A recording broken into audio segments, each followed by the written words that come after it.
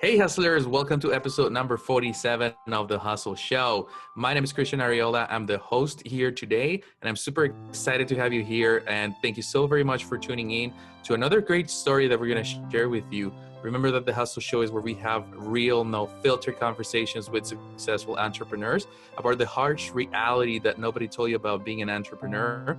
So I'm super excited for today's journey, sharing it with you from Xianelle from a PHP agency over in. She has a couple of offices, but I wanted to have her on the show because her story, she's a true hustler. Her story is just amazing, very inspirational, like most of the stories that we share.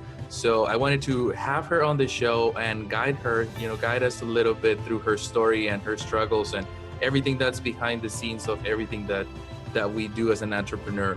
And before we jump into the chat with her, I want to remind you that if you haven't subscribed to this show yet, make sure you hit the subscribe button right now, whether you're watching this in our YouTube channel or you are listening in our podcast audio experience. Make sure you hit it right now, subscribe to the show, as we will continue to create top-notch motivational content for you.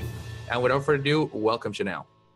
Hi, how are you today, Christian? Hey, doing great. So excited to have you here. We've been friends for a few months already, and I know a little bit about your story. So I thought, hey, we need to share your story with the hustlers too. That's so awesome. Christian, thanks so much for the opportunity to speak to you and to speak to the hustlers on your show. Hello, hustlers. It's my first time doing a podcast or interview of some sort, so forgive me if I'm a little nervous. That's okay. That's okay. And it's gonna be very relaxed, very chill. We're definitely gonna have a lot of fun. Even though I know we talk about some of the struggles and of the hurdles from life, but still pretty fun. So Yeah, guide us a little bit through your story. How did you become an entrepreneur, and what's the story there? okay, so basically my background is obviously I haven't always had a background in entrepreneurship or business. I actually used to be in the food and hospitality industry. So there is a national company I used to work for, and I used to work for one of their concepts that specialized in steaks. It was a steakhouse. And right after college, I had this basic story, Christian, where I was 18, going to school. I lived in San Antonio, so I went to UTSA, Go Road Runners, right? And I was just trying to find a job to go ahead and just kind of support myself while I was going to class, have gas money, food money, that kind of stuff. I started working for this steakhouse concept, and I actually stayed with them for a 5-year period, transitioning out of college as well. So this steakhouse I worked for, I started off as a server, very part time. Quickly moved to become one of the best servers in the restaurant in the region. I was asked to go open and move and open a new location 5 hours away from San Antonio. Went ahead and did that, got into management, got into corporate training. So I really built a career in restaurant management over a 5-year period with this company. And I think it's really important to understand how we started our beginnings because I never would have thought about entrepreneurship or business in general if I had not gone through those experiences of being at a full-time job. Um, One thing about the decisions that pushed me into becoming an entrepreneur and being in business for myself was basically my experience being a full-time employee. I was very grateful for the opportunity to work for that company. And I guess what I'm trying to say is like the experiences you get from being a full-time employee at a job are very different from in your own business in a sense that, while I was being paid very well for my age bracket, actually, I was making like $60,000 a year. To a lot of people, that's good money. To some people, it's not good enough. I mean, but for someone who was a young woman in her early 20s, $60,000 a year, out of college was pretty good compared to most of my peers in true degree, right? Um, and I just started feeling like I had to perform more, do more. But no matter how much I performed, no matter how much I did, my increase in pay wasn't going to happen. Because you really think about it, what's $60,000 a year after taxes?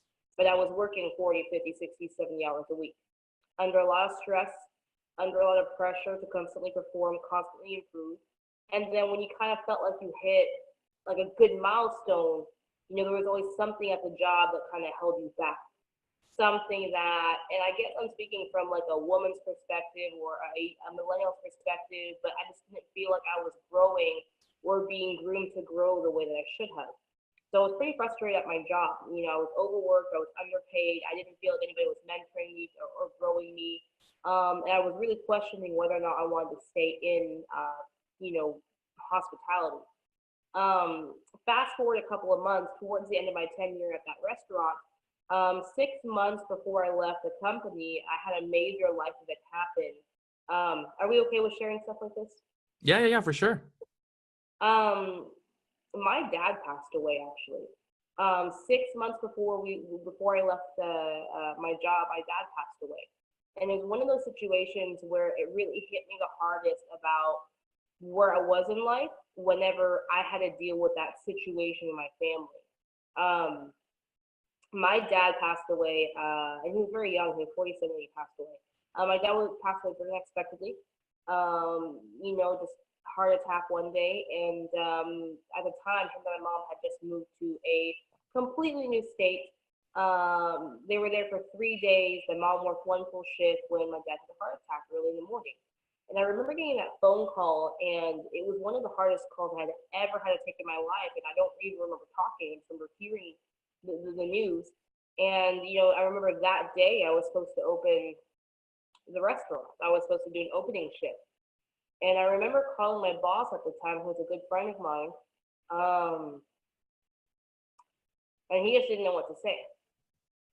And, I'm a mom. At the time, my daughter was about a year old, maybe a little over a year old. Me and my partner, we had a house. We were just life was okay apart from being frustrated about work. And when my dad passed away, it really pushed my limits to see how much more I could handle. I remember telling my bosses, hey, I need some time off. My dad passed away out of state. We're trying to figure out all the arrangements. We're trying to figure out all the details. And when that happened, they just didn't give me like time, if that makes sense. I'm not sure, Christian or hustlers, if any of you have ever been through a situation, but for normal, and I wouldn't say normal, but in a workplace, normal corporations will give you 3 days of bereavement, and that's pretty much about it. Being in a management position, it's a tougher choice. You gotta have 3 days to take care of what you need to take care of, and then back to work. I'm the oldest of four kids. My mom's distraught. I mean, they're hours away. My family's originally from Canada. There's a whole lot of details we had to go over. I requested 30 days off of work, and was told, hey, you can have your 30 days under the FMLA leave, but it's not paid. So at that point, you're thinking, okay, well, I got to take care of this stuff for my family. My dad didn't have life insurance. We had to have finances to kind of figure out and rearrange for that. I had my house still, my daughter still. I mean, there was a lot of things happening. And then towards like the second week of my dad, having him pass away, the phone calls start coming in. Hey, when are you coming to work? Hey, when you think you'll be back? Hey, when you think your arrangements are going to be made? Xianelle, your dad loved you. And it was like the audacity of some people to say, hey, your dad wouldn't want you to be like this, live this way. And in the back of my mind, I'm thinking I'm not living a certain way. I'm trying to take care of arrangements, and I need time and money and resources to do that, and I don't have any of those three. So that really pushed me to realize that I did not have control over my time, my money, or my resources when that life event happened.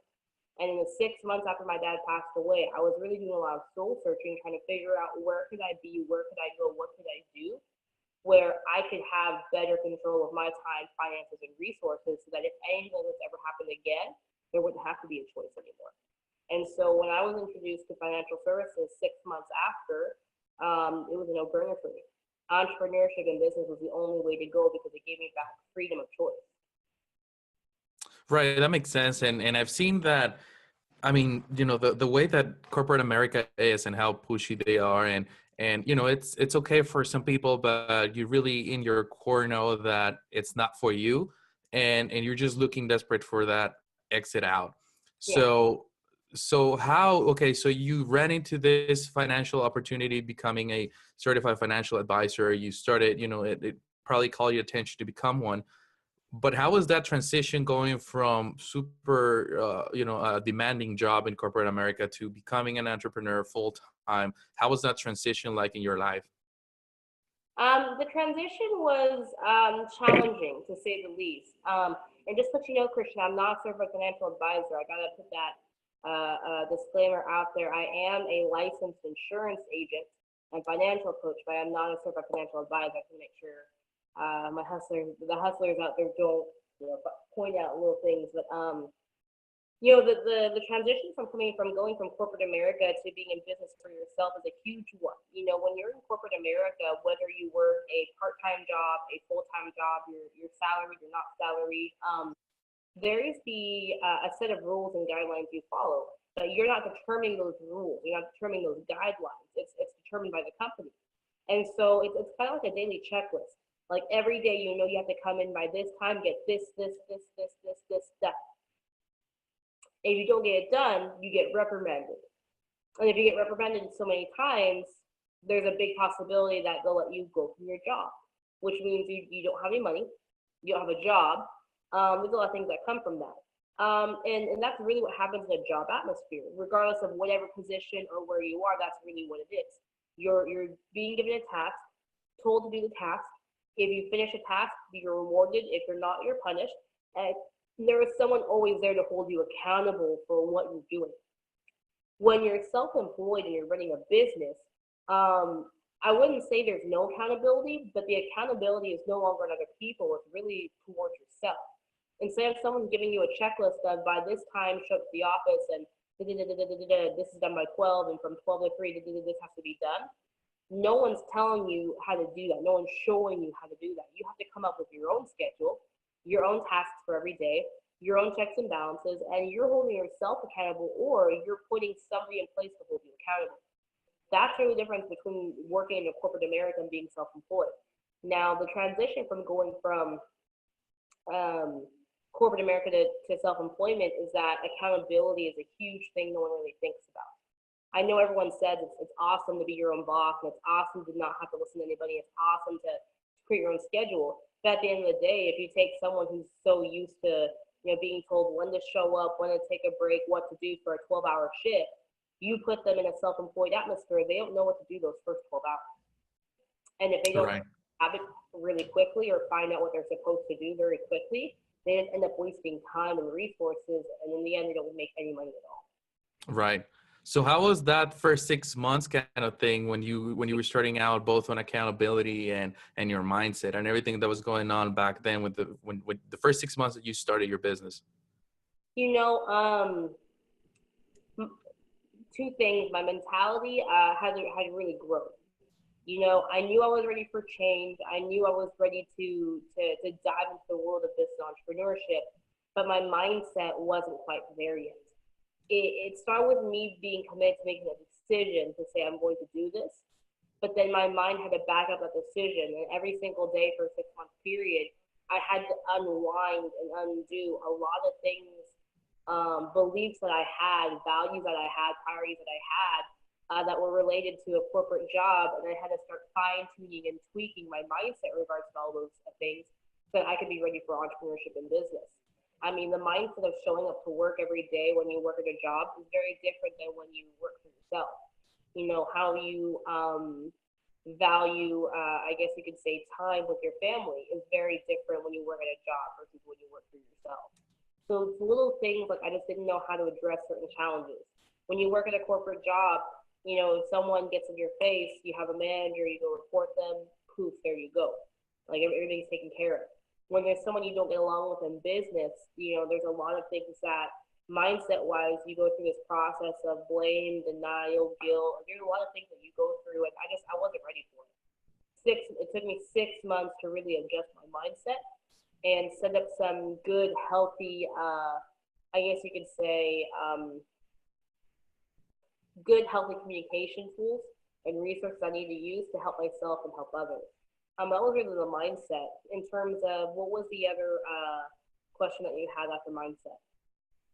So it was a general question to see, what was going on in your mind during those 6 months, and you mentioned a little bit that it wasn't under development. I mean, it was definitely not there when you started, but you were more like an action taker than waiting to develop. Does that make sense? Is that the case, or? I was actually not the action taker. I was actually the person who overthought everything, and that's kind of where the mindset thing comes in. The first 6 months, because I was so committed to making that change, I was like, okay, it's got to be perfect. I was like, this is going to happen, and this is going to happen, and this is going to happen. I'm going to make this amount of money, this amount of money, and this amount of money. And in those first 6 months, because I didn't have the accountability, because I didn't really even know what I was doing in a completely new industry, because my mindset about my values and priorities in life were starting to change and shift, I overthought everything. So I overthought how to talk to people, overthought how to dress, overthought, my schedule. I overthought everything. And in the end, I ended up not taking action in a lot of different areas that I should have. That makes sense. And it's funny that you mentioned that you were overthinking everything, because that's exactly how I am too. Like, even though I'm an action taker, I'm always overthinking things. So like I can jump in and take action right away, but on the back of my mind, I'm always just thinking like, what's going to happen? This is going to happen, maybe A or B or C, and I end up with like 10 different plans of what's going to happen. Um, but at the end of the day, you took action, and I think that's the key here. It's okay to overthink, because we will always do that. But as long as you take action, and that's something that I always share, you will move forward. You will change things around. And while you were developing your mindset, did you ever thought about quitting during those 6 months, that it was too tough, and just throw it back and go back to corporate America? Oh, absolutely. That was like an every day, every hour type of uh, it was every day, every hour type of thought. I mean, one big thing people don't talk about is when you go from corporate America to self employment, the finance situation, the money situation, people don't really talk about because it's sometimes really sensitive. But at the time that I made that transition, I wasn't financially prepared, and it's so important to talk about that because when you go from expecting a paycheck every 2 weeks, every week, however often you get paid at a certain value, you go ahead and you base all your life choices around that money coming in. If you don't have savings, put to the side to take care of those financial decisions you need to make for at least a 6 month to a year long period after you leave corporate America and start your own business, um, it gets tough on you emotionally, physically, mentally, and you feel like you're ready to towel every single day. Because what they don't tell you is that when you go from a full time job to self employment, you're not going to make money right away. You're not going to have money coming in every 2 weeks like you thought you would. And a lot of it has to be back to what we talked about in terms of what were your values, what were your priorities, what were your belief system and your work ethic and what you're supposed to do. How well do you understand your new role, your new business? Do you know how to make money in your new business? Do you know how to hold yourself accountable? And because those things aren't set in stone, because you don't have a good work ethic or habit in this new arena, you're just not going to make the money you thought you would. And so every single day, you're going to want to quit. Every month, you're going to want to quit. Every week, you don't have money in that bank account, you're going to want to quit. At first, it feels good to know that you're empowering yourself and you're not listening to your boss and all other stuff. But when the money starts draining out of that account, you end up wanting to go back to that boss because there's a sense of security there and having a guaranteed paycheck. Yeah, exactly. And I really appreciate you sharing that, because it's true. I mean, not a lot of people talk about it. That's one of the things that I went through, and I talk a little bit about it, but most people won't, because whatever reason. But it's very important for people to understand that when you have that money on the back of your mind, and definitely the business is not gonna be successful day one, and it might take you months or even years to be profitable. And having that cushion, it's definitely something that we recommend. So if you had that option or that opportunity to talk to Xianelle back in the day, you had her in front of you, what would you tell her? What would you kind of fix in the way that she was going through? If I could sit with a person 2 years ago who first started in financial services and really took that leap of faith and said, I'm going to do this, I would say a couple of things. There's three things I would probably talk about. The first is, one, don't overthink everything. Take more action versus, having everything too thought out. While it's good to have, I've written out business plan, and it's good to have like a daily schedule written out, and it's good to be organized and structured. Part of it is don't overthink it. Don't think about what this person's going to say. Don't anticipate negative reactions. Don't, start challenging yourself to have more activity and actually get things done. I would really talk to her about that. The second thing I would talk about is don't fight with your partner. Whatever you do, don't put blame on your partner. Accept more responsibility. Don't, what's the word, put pressure on the relationship, whether it's personal or business. Always know that there's a reason why you chose to work together and a reason where you think it's going to go. To touch up on that real quick, my partner in life and my partner in business, his name is Hector. I mean, we do everything together from personal to our business relationship. And in the beginning, when we first started in business, not only was I unprepared mentally to shift from employee to self-employed, in our relationship, we just didn't know how to communicate. We were excited, we were so happy to start something new together, but working together every day caused a big strain on both aspects of a relationship, and we just didn't know how to handle it.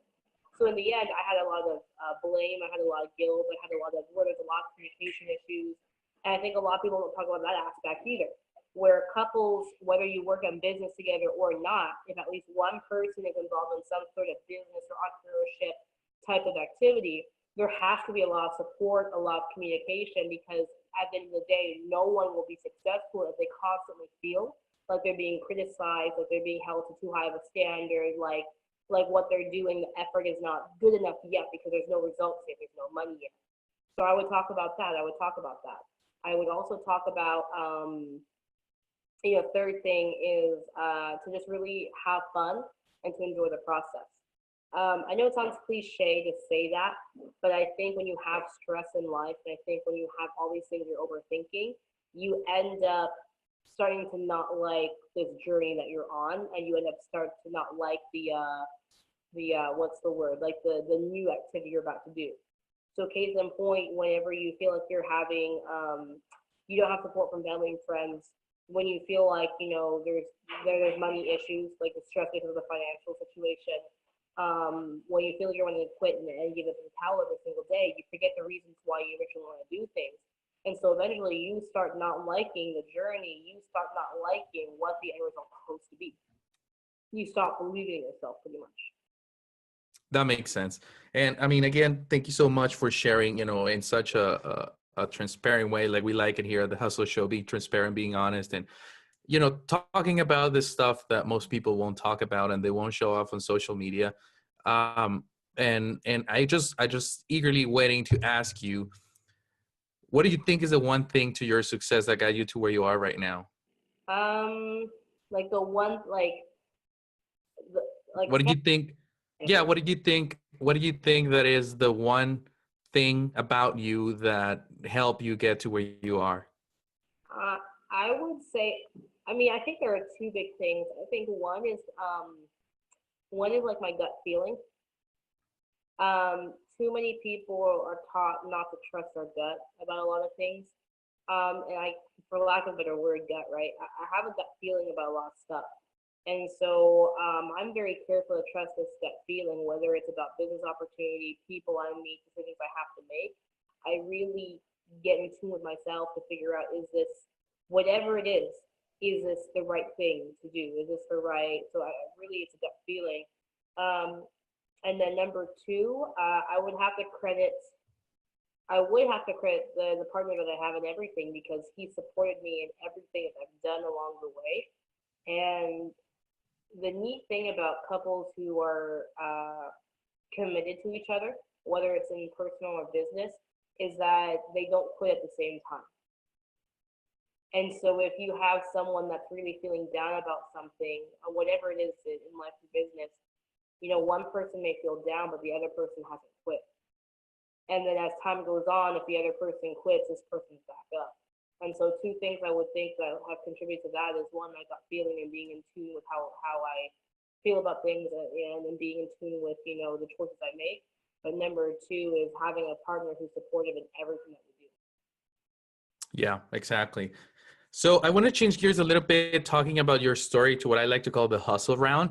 We're gonna play this word game. Okay. I'm gonna give a word at you, and then whatever first word that comes to mind, that's what you're gonna say out loud. Sounds like a plan? All right, let's do it. Hustle. Hector. Employee. Paycheck. Boss. Management. College. Waste of money. Fear. Mindset. Weakness. Ownership. Strengths. Accountability. Motivation. Vision board. Books. Growth. And last but not least, Xianelle. That's a good one. Speaker. Awesome. All right. So to everybody that is listening to us, I would like to give you a few minutes or a few seconds to give us a little bit of motivational word from you on somebody that probably is listening to us right now, that have the corporate job, have the day-to-day, the 9 to 5. They're trying to build a business on the side. And even though they're hustling, they're not at the point where they want to be. What would you say to them to inspire them to keep pushing and to keep hustling? To whoever you are out there listening and you either relate to my message or like Christian said, you're starting a business or you want to start a business, you're still at your job, and maybe you're experiencing challenges. There's three things I would focus on. First thing I would focus on is to make sure that number one, you clearly understand why you're doing what you do. And it's so important because a lot of people don't talk about this stuff. They talk about the end result, but the end result's never very clear. Everyone's end result is different. For myself, I want to have freedom of choice to do whatever I can do or want to do with my time, finances, resources, my family. For you, you might be wanting to buy a home. You might be wanting to take care of your family financially. You might want that nice luxury Lamborghini. I'm not sure what it is, but know what your intentions are, what the end result is, why you're doing what you're doing very clearly. And make sure that whatever it is, have a superficial goal and have a selfish one.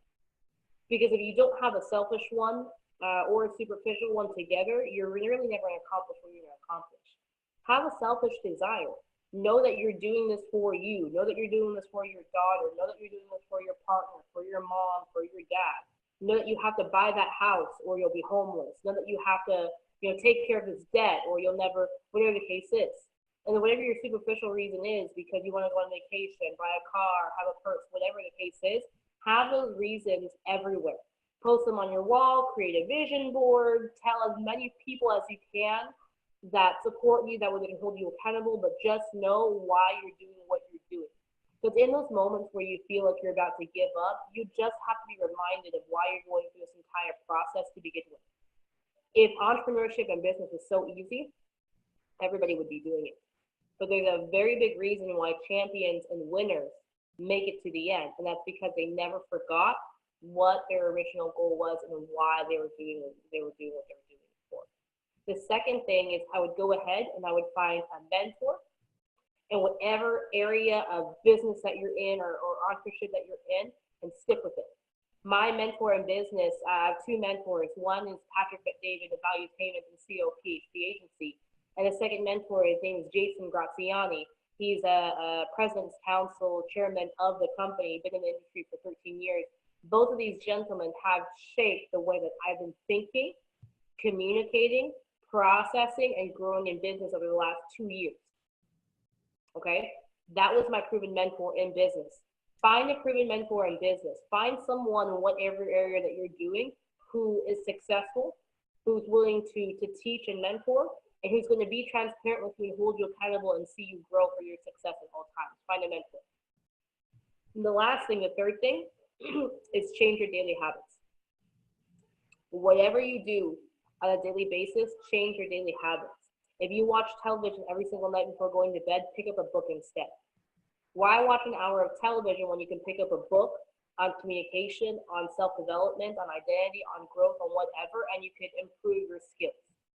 If you, sleep in an hour late every day, wake up an hour earlier, go work out, go run, go do something fitness related. A lot of people out there, especially successful people, they're fit. You know what I'm saying? Like, you don't really see obese, overweight, and that's not a shot on anyone, but you really don't see unhealthy, self-made people. They take care of their health for a very big reason. So if you sleep an hour late, wake up an hour early, hit the gym. If you talk to the same people every single day, make it a goal to go meet 5 new people. If you, every single day, you know that you have to be at the office by a certain time, make the same thing for wherever your business is. Know that by this time you have to be working on this part of your business. So change your daily habits. So one is have your selfish goal, have your superficial goals written out, know why you're doing what you're doing at all times, be very clear about your intentions. 2, find a mentor in your area of business that you want to learn from. And 3, change your daily habits. Awesome. I really appreciate sharing everything. All the motivation that you're sharing right now. The last thing is, how can people connect if they want to follow you around, they want to check out what you're up to, what you're working on? How can they find you?